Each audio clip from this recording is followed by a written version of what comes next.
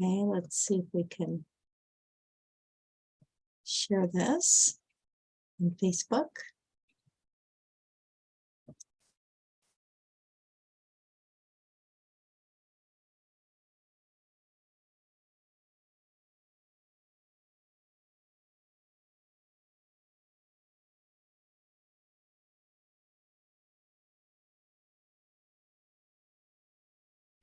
Okay.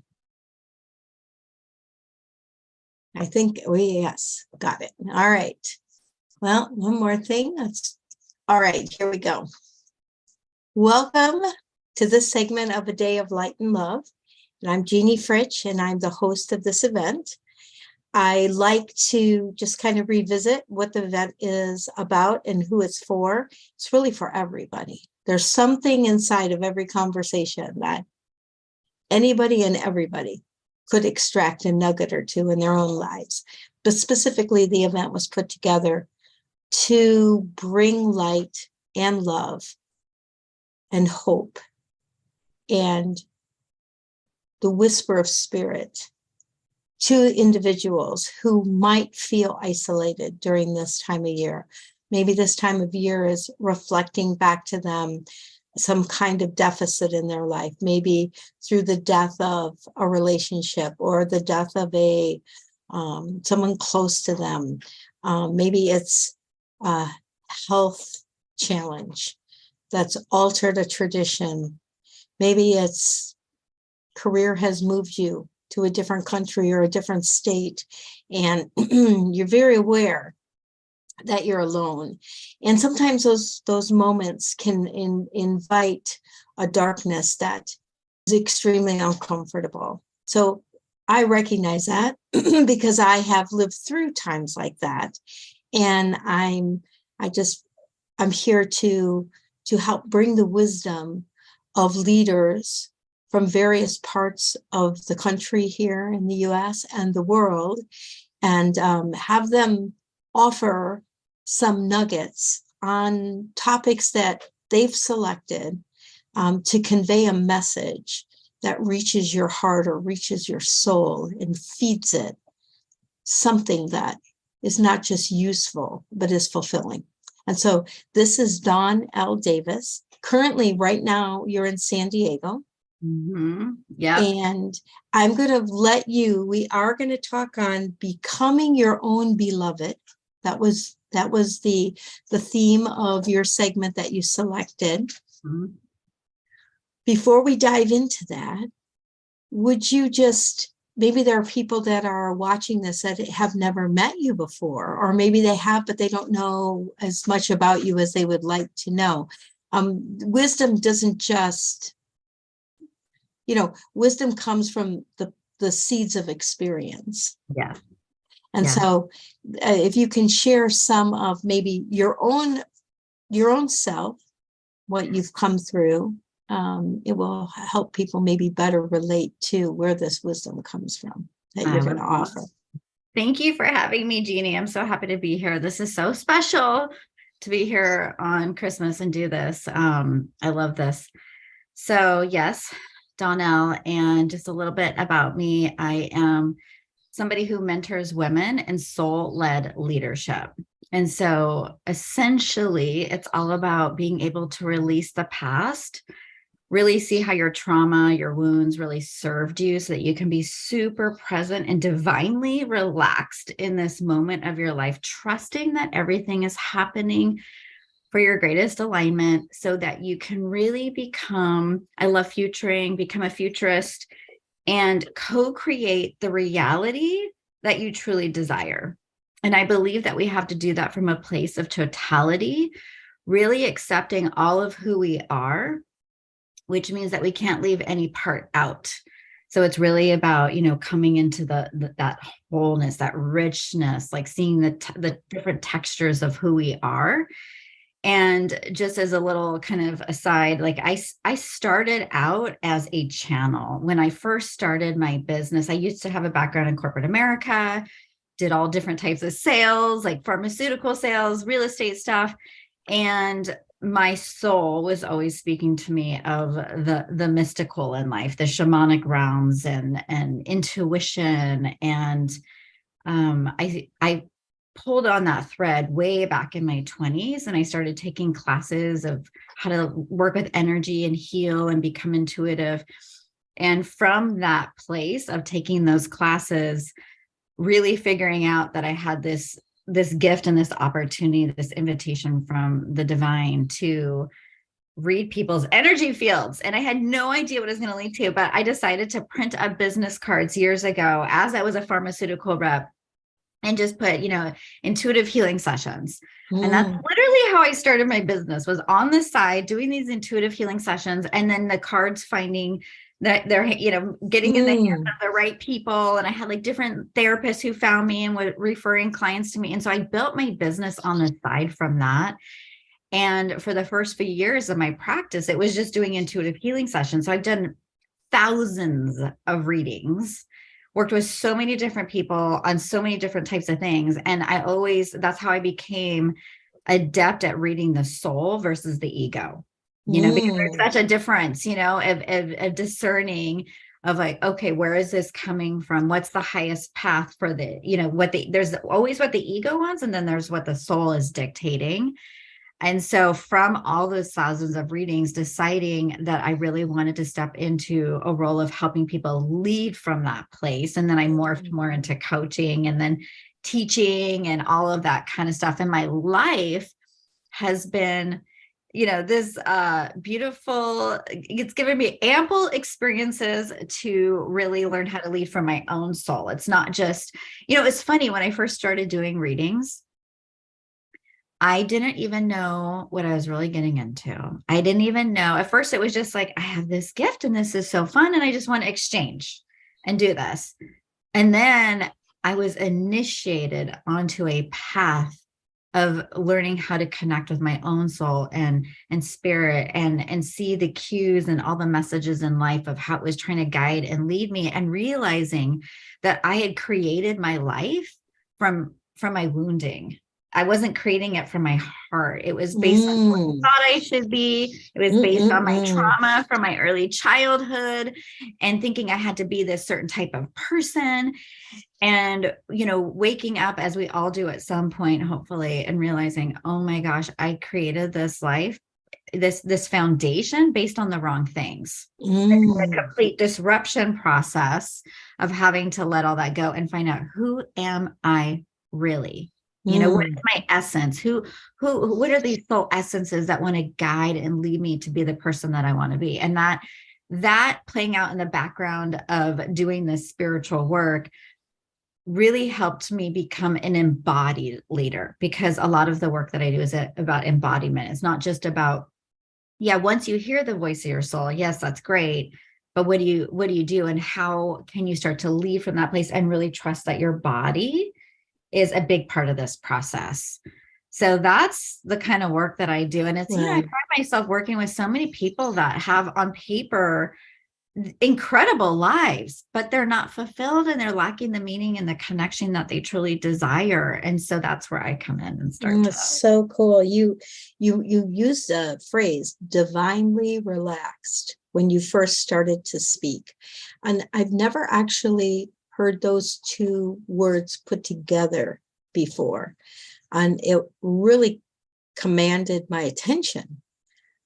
Could you just expound just a bit on what exactly are you expressing when you say divinely relaxed? This has a lot of, this is a medicinal word for me. And what I mean by that is I've had to learn the medicine of it, because one of my greatest challenges in my life is trusting the now.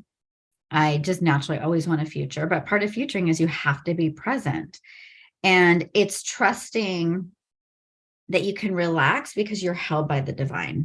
That there is such a deeper force, you can call it source or the universe, that is at play. And that when you believe that life is happening for your greatest and highest good, and you are an active participant, this isn't just like, I'm going to sit back and sit on my couch and watch Netflix and eat bonbons or something. No, this is, I am relaxing into my body, knowing that I am so deeply connected to the divine that animates this entire body of mine. And I'm going to move through life and dance through life in such a way that I can actually just kind of like, you can lean forward in it or lean back, but it's just kind of relaxing into the knowing that I am Yeah. well supported. And that knowing is, it's like I believe that there's no thing like I've now activated the connection. I think the connection is always there. It's our awareness of the connection. So divinely relaxed sounds like a robust understanding of the divine connection and our part in actualizing it. And sometimes that means slowing down. Yeah. I mean, that's been the biggest thing that I've had to learn this year. I am someone well, I don't want to say completely in the past because sometimes it creeps up on me, but I moved through life very quickly. I was very busy. I was go, go, go. The more, like busy was kind of a badge of honor that I would wear. I'm so busy. I have so much going on. And so social and all these things. And this year I learned that if I'm going to really be deeply connected to my essences, I can't be moving at that same clip anymore. I have to be slowing down, still, and really getting to know myself in that stillness. That's beautiful. That kind of leads us into becoming your own beloved, which is that stillness that you mentioned. In me, it evoked almost a visceral feeling of becoming your own beloved.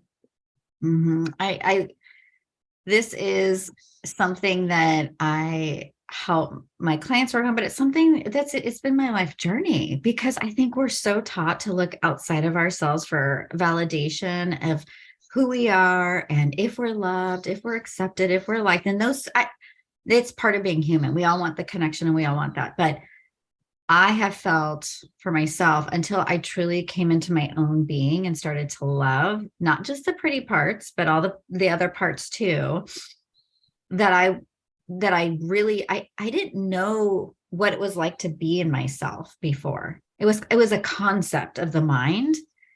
But now I know when I'm deeply uncomfortable that I can't necessarily, like, nobody outside of myself is going to solve that for me. My ability to sit in my own discomfort is one of the greatest gifts. I really believe it's an act of self-love to not just kind of run and distract, but just to be like, okay, yeah, I'm going through this difficult thing in my life. And instead of just wanting to outsource this to somebody else, I'm just going to sit here and I'm going to be with it. And that's where that divine relaxation comes in, because once you know how to be in the storms, or like you could call it even like the wave, because I am an emotional, passionate person just by nature. And I feel a lot. It's part of what's allowed me to have these gifts of intuition. But it used to overwhelm me. And I used to be scared that if I sat too long in those feelings of that darkness or the grief or whatever it was that I was going through, that I was literally going to be decimated and that I would lose myself.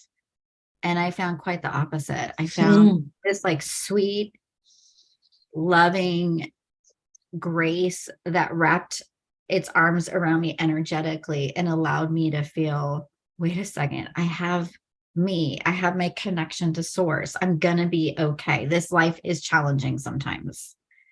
But if I go within and just be with it, it moves, it passes, it doesn't always stay. And then on the other side of that pain or that discomfort, I feel like is the medicine eventually. It comes. Yes, it does. Yeah, it does come. Well, for someone who's tuning in, as we kind of wrap up, and maybe, like you said, you didn't get to this place overnight. It's been a conscious path of revelation, of becoming, of elevation. What would be a couple of things that you could offer to someone to help them advance wherever they are, to help them advance on the path? What principles or maybe processes that you would offer? I would say, first, welcome any change. I think that change in our life, one thing that I know is such a constant for all of us in this reality is change. And I think we're so scared. But when you start to become your own beloved, you really start to develop a resiliency that allows you to meet the challenges and the obstacles and the beauty and the expansion, because you can start to actually sustain and hold all the frequencies. That's a big part of becoming your own beloved, is that you really become this vessel to hold just so much energy, and it moves through you, it transforms you. But you have to become somebody that can ride the waves and accept that life is, there's going to be change. So I would say that would be the first thing, like it, and not to see that if something feels like a bad change, that, because so many of the women that come to me, they love to control life. They're so good at multitasking and running the show and doing all these things.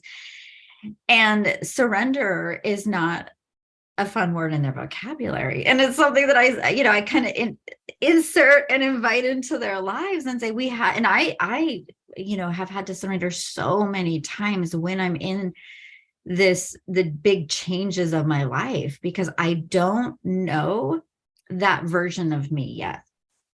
I don't like, one of the things I want to offer to people is, when you're going through changes, it would be so easy to want to go back to who you used to be in the past and try and navigate it from that place.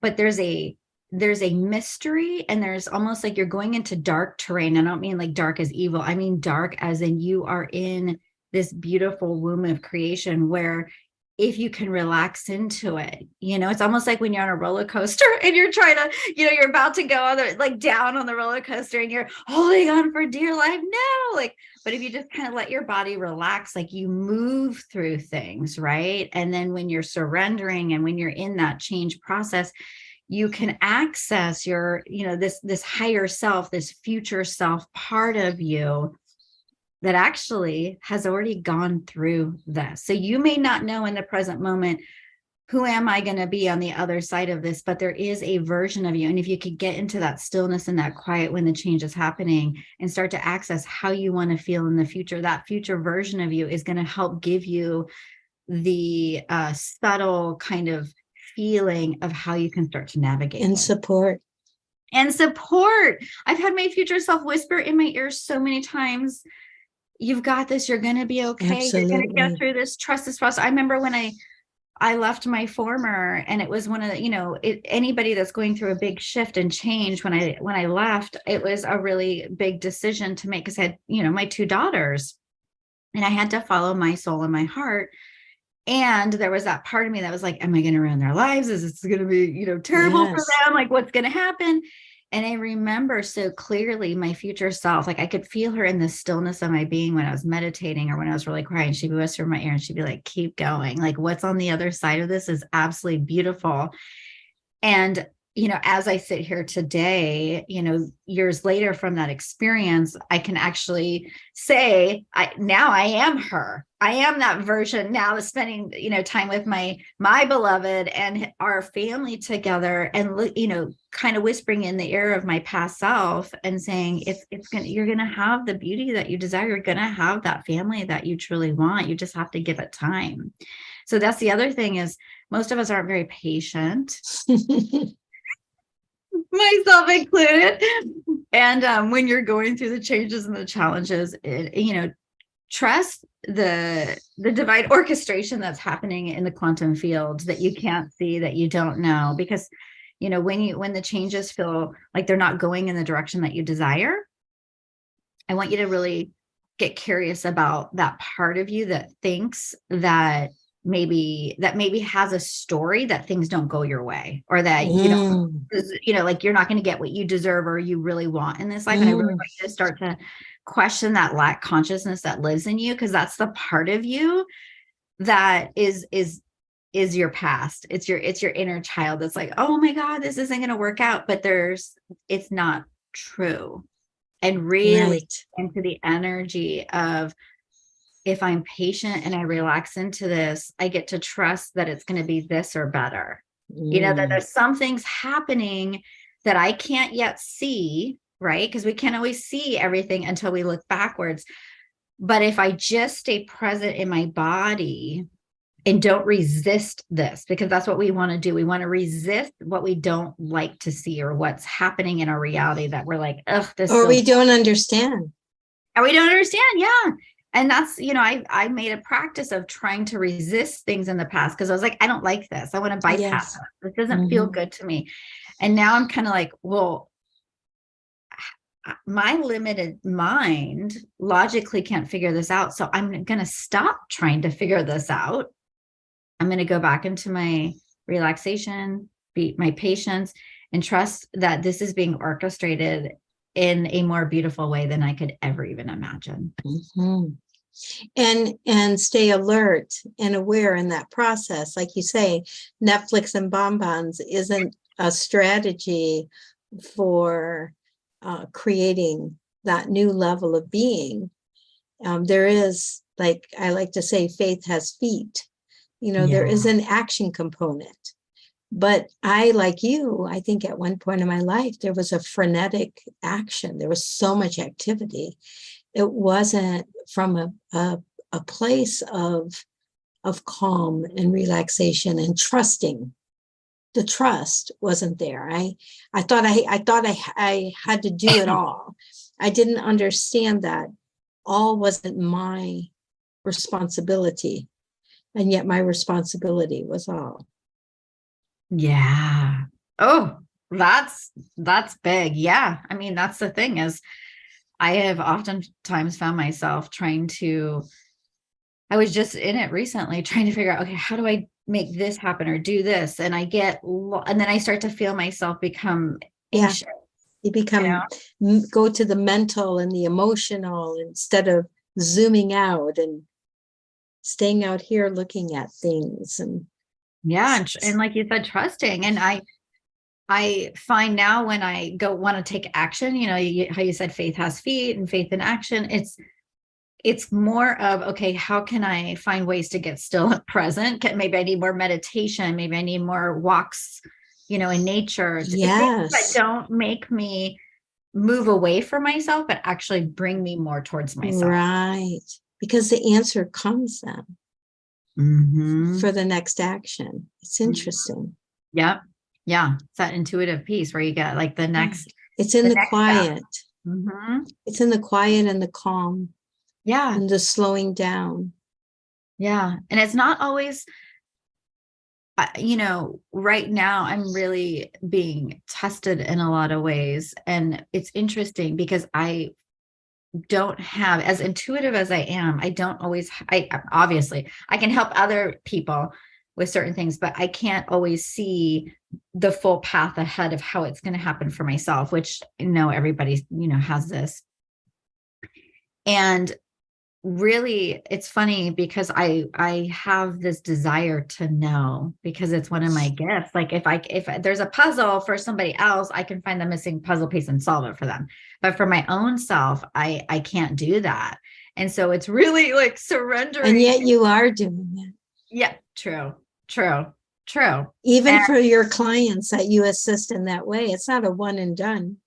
No. It's an ongoing discovery of the next piece and the next piece. And you actually are doing that for yourself. I see that. I see that. Like I recognize that. Yeah.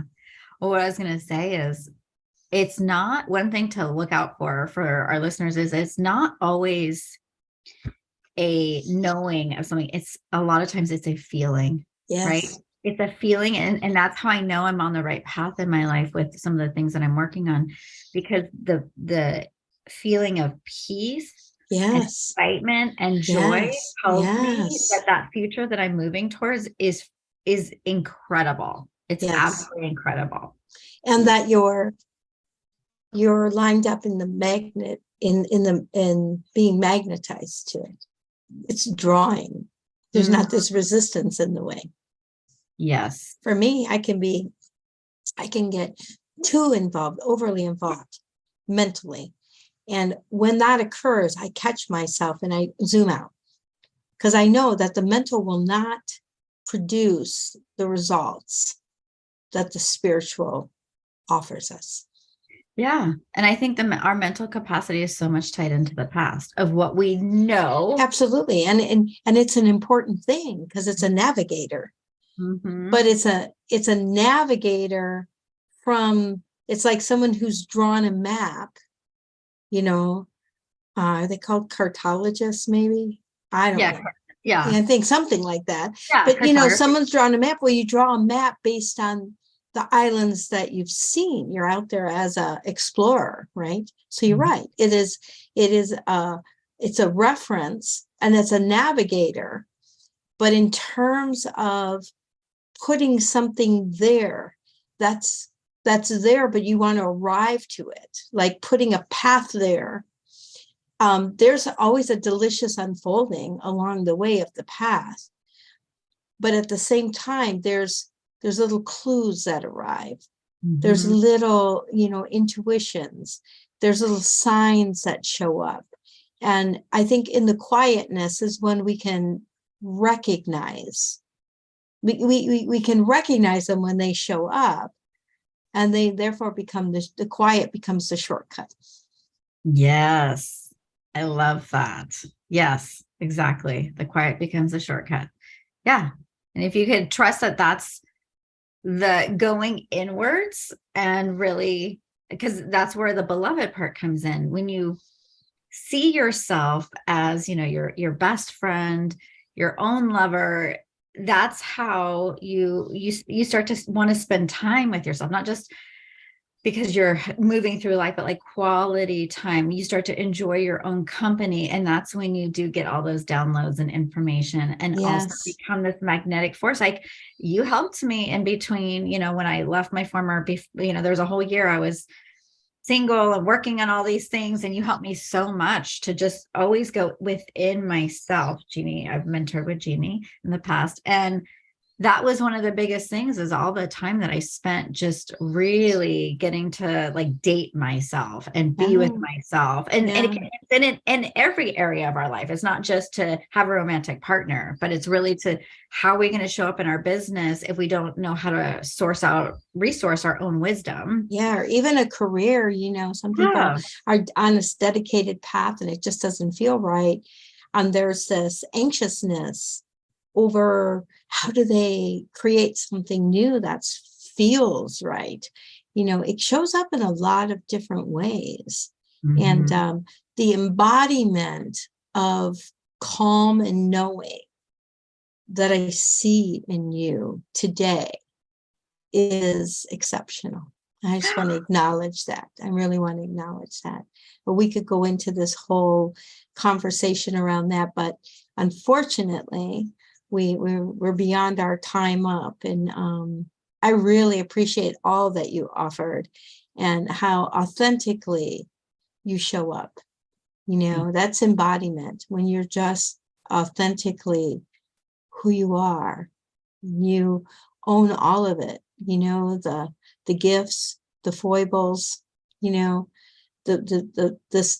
places that are developing and not yet fully built out, all of it. It's such a beautiful experience to live fully. And I see you in full pursuit of that in a divinely relaxed way. Yes, indeed. Yes, indeed. Thank you so much. I will receive that wholeheartedly. Well, Merry Christmas to you and to your girls and to your, the people in your life, and all good things to you for 2023, Dawn. Likewise. Sending so much love to you, Jeannie. Thank you. Love you.